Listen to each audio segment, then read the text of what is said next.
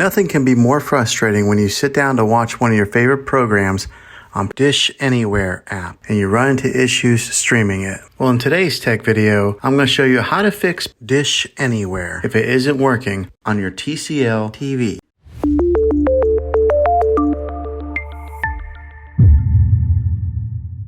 Let's see if we can fix your problems and get your Dish Anywhere back up and running as quickly as possible. The first one, it's the easiest one to try, and that's to unplug your TV from the wall outlet and wait 60 seconds. Now don't be impatient here, wait the whole 60 seconds, then plug it back in. This is very different from turning your TV on and off with your remote control. This is what we call a hard reset of your TV, so make sure you do this method. If that doesn't work, then find your router that is giving you Wi-Fi and unplug the power to that for 60 seconds. Then plug it back in. If it fixes it, great. If not, let's go ahead and move on to the next method. Try deleting Dish Anywhere on your TV. Go to wherever the apps are located on your system and remove the app altogether. Then reinstall Dish Anywhere again. After you reinstall it, you might have to log back in with all of your credentials, but hopefully this will work. And if that doesn't work, then I recommend buying an affordable Roku stick, Fire Stick, or Apple TV 4K and plug that into your TV and use that as your main streaming player. And you'll be able to access Dish Anywhere that way. I'll put links in the description down below of where you can get one. Well, hopefully this video was helpful for you.